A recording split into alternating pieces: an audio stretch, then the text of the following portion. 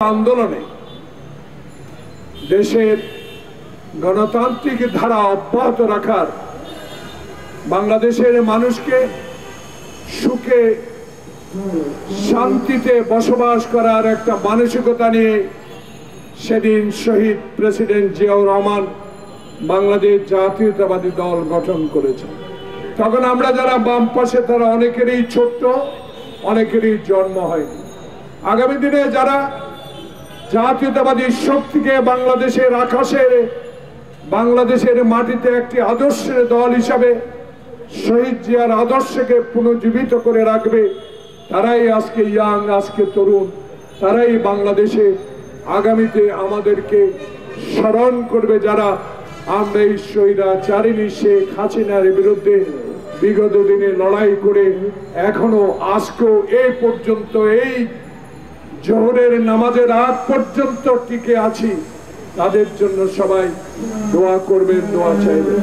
প্রিয় বন্ধুগণ, শেখ হাসিনা একটি কথা বলেছে, এই কথাটা বাংলার বুকে যিনি উজ্জ্বল নক্ষত্র তৈরি করে পৃথিবীর বুকে আমাদেরকে আরেকবার পরিচিত করে দিয়েছেন ডক্টর মোহাম্মদ ইউনূস, তাকে আমি একটি উক্তি স্মরণ করে দিতে চাই। মহামান্য মাননীয় প্রধান উপদেষ্টা শেখ হাসিনা এখন কলকাতা বা দিল্লি আছে, জানি না কোথায় আছে। সে বলেছে, আমি সীমান্তে আছি, হুট করে যে কোনো সময় ঢুকে যাব। জনাব পৃথিবীর ইতিহাসে স্বনামধন্য ব্যক্তি ডক্টর ইউনূস, আপনাকে এই কথাও সে বলেছে, পদ্মার সেতু থেকে আপনাকে টুস করে ফেলে দিয়ে যাতে না মরে সেই ব্যবস্থা করা হবে।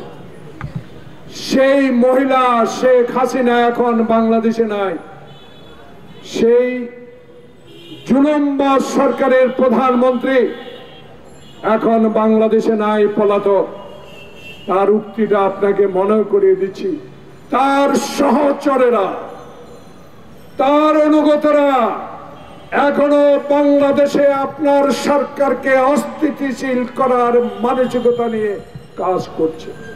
তাই আজকে এই কর্মজীবী দলের দাবি আপনার কাছে, বাংলাদেশের মানুষ আপনার কাছে চায়, যারা খোকনকে নির্দেশ দিয়ে গুলি করেছে, যারা মুগ্ধকে গুলি করে হত্যা করেছে, তারা তো আজও বাংলাদেশের সব আনাচে কানাচে এখনো প্রশাসনে বসে আছে ঘাপটি মেরে। প্রিয় বন্ধুগণ, আজকে সাইদের কবরে ফুল গাছ অনেক বড় হয়েছে, তার সৌরভে আজকে আমরা সুরভিত। আমরা তাকে কিছুই দিতে পারবো না, কিন্তু যুগ যুগ ধরে আমরা এই খোকনকে স্মরণ করব। এই খোকনের রক্তের বিনিময়ে অর্জিত হলো বাংলাদেশের শেখ হাসিনার বিরুদ্ধে আন্দোলন। প্রিয় বন্ধুগণ, আজকে তাই এই জন্য প্রমাণ করে দিতে চাই, এখনো আশুলিয়ায় কেন অশান্তি, এখনো কেন কোনাবাড়িতে গার্মেন্টস বন্ধ, এখনো কেন গাজীপুরে গার্মেন্টস বন্ধ, তাদের প্রেতাত্মারা এখনো আছে। এই আজকে একটি পত্রিকায় আমি দেখেছি, একজন সাবেক সভাপতি একটি বিবৃতি দিয়েছে, এই সাবেক সভাপতির আমলে বাংলাদেশে গার্মেন্টসকে ধ্বংস করে হিন্দুস্তানে নিয়ে যাওয়ার এই পায়চারা করেছিল এই ব্যক্তিটি। আজকে আমি দেখেছি র্যাব গ্রেপ্তার করেছে বাংলাদেশের কুখ্যাত সেই গার্মেন্টস ব্যবসাকে ধ্বংসকারী আব্দুল সালাম মুর্শিদিকে, যে মুর্শিদিরা বাংলাদেশের হাজার হাজার কোটি টাকা বাংলাদেশ থেকে পাচার করেছে। সেই মুর্শিদির প্রেতাত্মারা এখনো কোনাবাড়ি, এখনো গাজীপুরে অস্বস্তিকর পরিবেশ তৈরি করছে গার্মেন্টস সেক্টরে। এটা শুধু আপনাকে নয়, আপনার সরকারকে আজকে বাংলাদেশে মানুষের কাছে অপমান করার যে প্রয়াস নিচ্ছে, এদের বিরুদ্ধে অনতিবিলম্বে ব্যবস্থা নেওয়া উচিত বলে জনগণ মনে করে। আমরা বিএনপি করি, আমরা শহীদের আদর্শের গড়া দল, আমরা দেশ নেত্রী বেগম খালেদা জিয়ার দলের সদস্য। যেই নেত্রী 5 আসনে দাঁড়িয়ে একবারও কোনো আসনে পরাজিত হন নাই, যেই নেত্রী বাংলাদেশের প্রথম মহিলা প্রধানমন্ত্রী হয়েছেন, যেই নেত্রী তার ছোট্ট দুটা শিশুকে রেখে তার স্বামী যুদ্ধ করে যুদ্ধ ঘোষণা করেছে, স্বাধীনতা ঘোষণা করেছে, তার স্ত্রী বেগম খালেদা জিয়া বাংলাদেশে গণতন্ত্র প্রতিষ্ঠা করেছে, এরশাদের বিরুদ্ধে আন্দোলন করে, স্বৈরাচার বিরোধী আন্দোলন করে সেদিন আপসী নেত্রী উপাধি লাভ করেছিলেন। সেই নেত্রী বেগম খালেদা জিয়াকেও আপনি বিনা কারণে জেলে রেখেছেন। সেগুলো মানুষ এখন মনে করছে এই কারণে আপনার অত্যাচারে যখন জর্জরিত বাম পাশের সব নেতারা কারাগারে, যাদের মেরুদণ্ড ভেঙে তছতছ করে দিয়েছে যে সকল ওসি, মামলার আগে যাদেরকে গ্রেপ্তার করা হয়েছে, মামলা হবে শুনেছে ওসি, কিন্তু বিএনপির নেতা কর্মীকে গ্রেপ্তার করে নিয়ে আসে, তারপর মামলা রুজু হয়েছে, এমন ওসিদেরকেও বাংলাদেশের বিভিন্ন থানায় এখনো দেখা যায়। আমরা এর আইনের আওতায় আনতে চাই। আমরা শেখ হাসিনার কথা উল্লেখ করে বলতে চাই, শেখ হাসিনা বলেছে আওয়ামী লীগ যদি ক্ষমতা ছাড়ে বিএনপি জামাত 1 কোটি আওয়ামী লীগকে হত্যা করবে। প্রিয় সাংবাদিক বন্ধুরা, আমরা বুকে হাত দিয়ে বলতে পারি, আমার নেতারা বলতে পারে একটা আওয়ামী লীগের কর্মীর গায়ে আমরা হাত উঠাই নাই। কিসের ইঙ্গিত ছিল? অ্যাক্টিং ইউথ ভারতের করক রাজ্যে পরিণত করাই ছিল শেখ হাসিনার উদ্দেশ্য। স্বাধীনতার শপথের লোক আমি বিশ্বাস করি না শেখ হাসিনা তোমাকে। যদি তোমার বাবা মুক্তিযুদ্ধের সপক্ষের লোক হতো, তাহলে 1 মিনিটে বাংলাদেশে গণতন্ত্রকে হত্যা করে নিজের দল আওয়ামী লীগকে জবাই করে বাকশাল তৈরি করতো না, সকল সংবাদপত্র বন্ধ করে দিত না, এক দল গঠন করতো না। তাই তোমার বাবাও কোনোদিনও পশ্চিমকালেও বাংলাদেশের স্বাধীনতা চান নাই। উনি চেয়েছেন ইয়াহিয়া ভুট্টোর সাথে আলোচনা করে পাকিস্তানের প্রধানমন্ত্রী হতে। তাই আজকে আমরা স্পষ্ট বলে দিতে চাই, আমরা আপনার সরকারকে সর্বাত্মক সহযোগিতা করব, এটা ইতিহাস বলে। কারণ আমার নেতা তারেক রহমানের 5 আগস্টের পর শব্দ চয়ন দেখেন, তার বক্তব্যগুলো দেখেন, তার কথাগুলো দেখেন, তার সাংগঠনিক নির্দেশগুলো দেখেন, তার রাষ্ট্রনায়কত্বমূলক বক্তব্য দেখেন।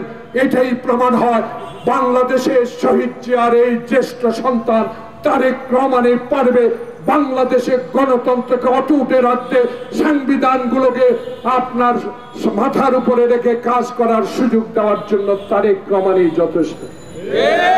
তাই আমার নেতা তারেক রহমানের মামলা কেন এখনো প্রত্যাহার হলো না?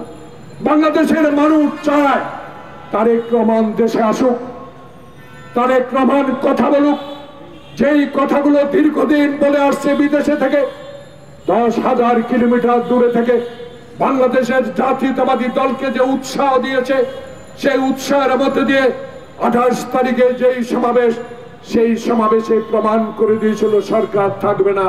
সেদিন মেহেদি কংগ্রা, হারুন বিপ্লব কংগ্রা, তোমরা সেদিন হঠাৎ করে বিচার প্রতিটি 5 ভবনের ঢিলা মেরে বিএনপির নেতা কর্মীদেরকে গ্রেপ্তার করে বাংলাদেশে গণতন্ত্রকে হত্যা করতে চেয়েছিল, বিএনপিকে চিরতরে ঘর থেকে বের করে দিতে চেয়েছিল। আল্লাহর কি রহমত, ছাত্র বৈষম্যর আন্দোলন, ছাত্র জনতার আন্দোলন, আজ শেখ হাসিনা তুমি নাই, আছে এমন এক ব্যক্তি, যে ব্যক্তিটিকে তুমি 14 তলা পর্যন্ত পায়ে হেঁটে হাজিরা দিতে বাধ্য করেছ। সেই ডক্টর মোহাম্মদ ইউনূস এখন বাংলাদেশের প্রধান উপদেষ্টা। তাই অহংকার আল্লাহর চোখে আল্লাহ কোনোদিনও ক্ষমা করে না। ক্ষমা আপনাকে করবে কিনা জানি না, কিন্তু আপনার উচিত বাংলাদেশে ক্ষমা চাওয়া। বাংলাদেশের মায়ের বুক খালি করা মা বাবাদের, যাদেরকে হত্যা করেছো তাদের মা বাবার কাছে ক্ষমা চাওয়া। সেটা না করে আজকে যে দেশটি, বাংলাদেশে যে দেশটিকে রাওয়ালপিন্ডি থেকে আমরা স্বাধীনতায় ছিনিয়ে এনেছিলাম, সেই স্বাধীনতাকে তুমি নস্যাৎ করে দিল্লির শাসনে নিয়ে যেতে চেয়েছিলে, আল্লাহ পাক সেটা তোমাকে করতে দেয় না। তাই আবু সাইদ খোকনের বিপ্লব, আবু সাইদ খোকনের এই বিপ্লব, তার রক্তের কথা চিরদিন আমরা মনে রাখবো। তাই আজকে বাংলাদেশের মানুষের কাছে আমাদের আবেদন, যে সাংবাদিকরা কথা বলতে পারেন নাই, রুনি সাগরকে নির্মমভাবে খুন করা হয়েছে, তার প্রতিবাদটুকু এই প্রেস ক্লাবের সামনে করতে পারেন নাই। আপনাদের লেখার স্বাধীনতা, কথা বলার স্বাধীনতা এখন ডক্টর ইউনূস দিয়েছে। মন খুলে কথা বলেন, যারা এখনো প্রেতাত্ম তাদের বিরুদ্ধে কথা বলেন। মানুষ আপনাদেরকে শ্রদ্ধা করে, সম্মান করে। এমন অবস্থায় দেশে না আসুক যে অবস্থার মধ্যে দিয়ে বাংলাদেশের মানুষ আবার বিচার পাবে না, আবার বিচারের নামে প্রহসন হবে, আবার বিচার আমার তালগাছ, আমার বিচার মানি। যদি বিচার পক্ষে না যায়, বিচারপতির রাশি লাথি মারা, বিচারপতির অফিসের সামনে আজকে ময়লা ফেলে আপনারা যে উদাহরণ বাংলাদেশে সৃষ্টি করেছেন, আওয়ামী লীগ আপনাদেরকে মানুষ কোনোদিনও ক্ষমা করবে না। তাই আপনারা আবার বাংলাদেশে রাজনীতি করবেন, কশ্চিন কালো করতে পারবেন না। আগে ক্ষমা চান, আশা সারেন্ডার করেন।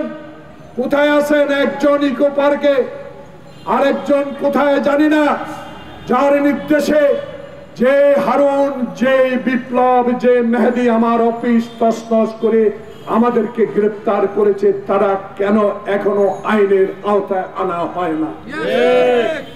শেখ হাসিনার ডিজিডিএফআই, এনএসআই, মির্জা আলমগীর কোথায় ঘুমায়, মির্জা আব্বাস কোথায় থাকে, দর্শর কোথায় ঘুমায়, রিজভী কোথায় আসে, কখন যায়, খবর রাখতে পারেন। 2 মাস আগামী 5 তারিখে শহীদের রক্তে রঞ্জিত সরকারের 2 মাস শেষ হবে। এখনো তো এনএসআই, ডিজিডিএফআই আছে। অনুগ্রহ করে তাদেরকে বলেন এরা কোথায়, জনসমক্ষে হাজির করে গ্রেফতার করুন, আইনের আওতা হস্তান্তর করুন।